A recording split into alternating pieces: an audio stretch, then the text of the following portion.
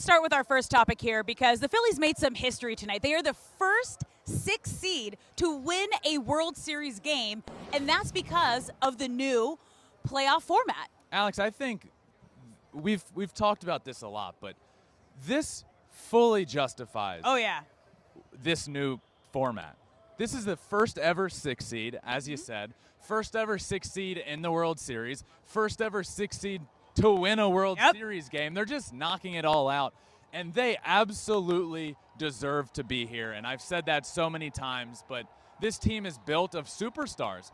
And yes, those superstars stepped up tonight, but it was the guys around those superstars. It was their supporting cast tonight that was great, but I just can't get over the fact that you look back to earlier this year. I mean, let's just take a step back for a second. You look back and we had a lockout, and then it all led up to a change in the playoff format.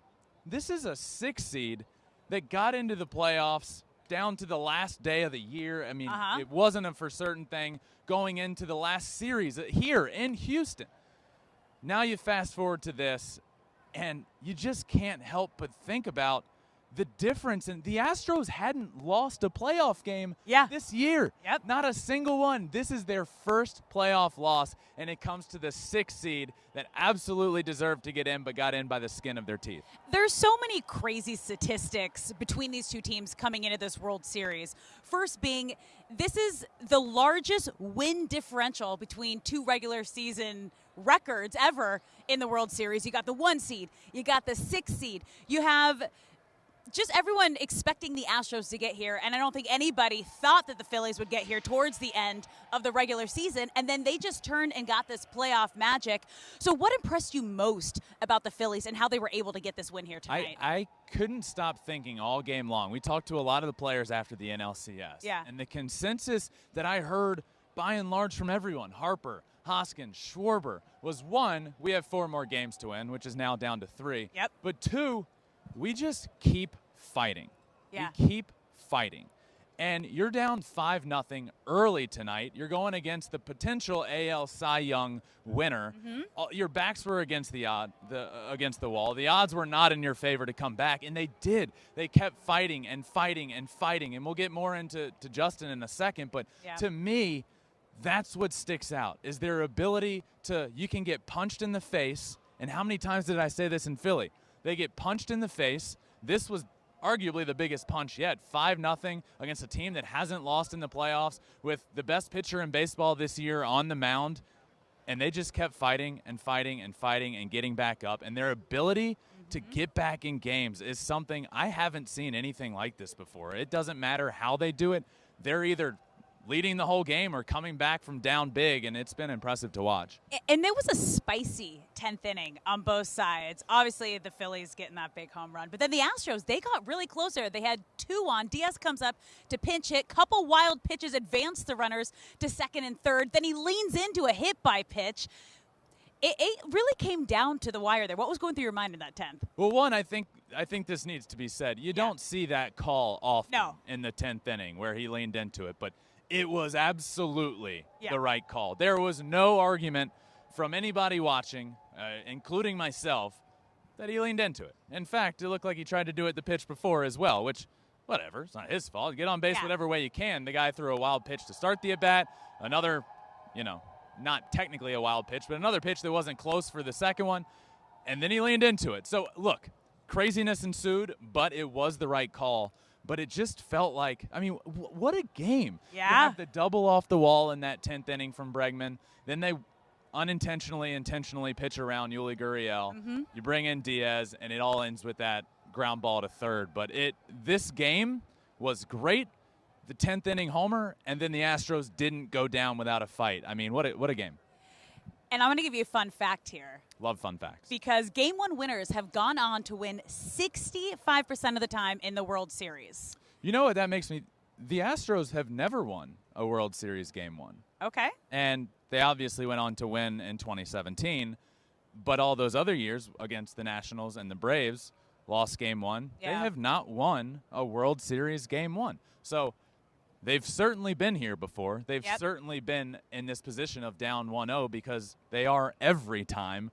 But it's not the ideal situation to be in. It's not where you want to be, but they are comfortable being here. But, yeah, there's a lot of weird statistics revolving around this game for sure. Well, speaking of comfort, we get to our second topic, which is the star of the game, JT Realmuto. He not only got the game-winning home run in the 10th, but he also tied it up in the 5th inning. He was lights out, impressive on both sides tonight. What stood out to you there? Alex, you mentioned it, but everybody's going to talk about that home run in the 10th. Yeah.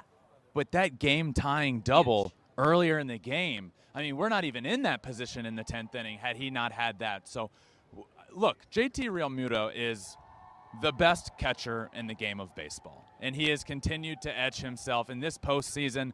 So many key moments, the inside-the-park home run against the Atlanta Braves, some huge timely hits, obviously the big home run tonight. The guy is also the fastest catcher in baseball and really fast for anybody in the game of baseball, and those are the highlights you see.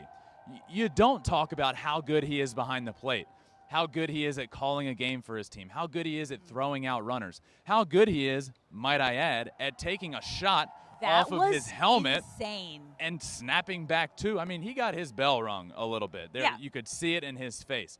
He comes back too, and guess what? He ends up being the hero of the game. I can't speak highly enough about JT Realmuto, and he is the best catcher in the game of baseball right now. I mean, when you watch that in slow motion, it immediately takes his face mask off, takes a moment, and he's the one who's calling the game. So that's the craziest part is you have to remember. He's not only getting it done at the plate, but he is the leader behind the plate, helping what eventually turned into a bullpen game. It's always interesting to me because catchers have this happen pretty often, but in this slow-mo shot you see right here, his helmet pops off, and you can see it in his face at a certain point. Right here, he's pretty much just like, are you kidding me? Like, of course, right now. And he snaps back to, ends up calling a great rest of the game. Obviously, the huge homer. So the double. This guy does it all. He runs. He steals bases. He was the only catcher in baseball this year, and the only one in history besides Pudge Rodriguez to hit 20 homers in a season and to steal 20 bases in a season. We're not just talking about your typical catcher here. This is a dynamic baseball player that just happens to be behind the plate. All right, well, let's move to the Astros, our third topic. We got to talk about your brother. There was a lot of hype. The ace heading into this game. I know you were nervous. He had a solid first 3 innings. He was clean through the first time. What changed there in the 4th and 5th inning? Look, Alex, I got to be honest with you. Yeah. I mean, this is really my first time calling, working, talking about my brother's outing in person. Okay. And it didn't go as planned. Nope. It was a difficult outing. That first time through, perfect. Yep. Couldn't have gone much better. And then they got to him. And you know, he made some mistakes, but you give all the credit to the Phillies lineup. I mean, their resiliency was incredible. So, yeah, it was a tough outing for Justin, who was the best pitcher in baseball all year long. He's potentially going to win the Cy Young Award. But in Game 1, he had a 5-0 lead, and the Phillies fought back in it and ended up taking this game. So a tough outing for sure with your guy on the mound. You got to win that game. You're up 5-0 in Game 1. Obviously not a must-win, but when you have that lead with your guy on the mound, you want to go out and get it done. Mm-hmm. And they end up fighting back in. Phillies end up winning this game. And to me, I noticed a few things. Okay. One being the Phillies did a great job. Yes. The second time through the lineup, making adjustments, right? Justin was pitching certain guys certain ways throughout the game. I noticed it immediately to Bryce Harper, who was the hottest hitter on the planet. Oh, yeah. Noticed it immediately. His game plan was hard heaters up in the zone and just kept pumping them. And it worked the first time through. Bryce Harper swung and missed at a couple pitches in the zone, which he hadn't done in the entire NLCS. He had not swung and missed at a pitch in the strike zone in the entire NLCS. That changed early on in this game. But their ability to get back up and make adjustments, I thought, was huge. I also thought they pitched a little bit differently the second time through the lineup. Okay. You went a little more to off speed, and maybe that was part of the game plan is I'm going to show them heater early the first time through and then go to my secondary stuff the second time through. But it didn't work, and they got to him, and kudos to this Phillies lineup that we have seen over the last couple of weeks. Just red hot. It's a very cliche term, but they just do not quit, and it is so impressive to watch.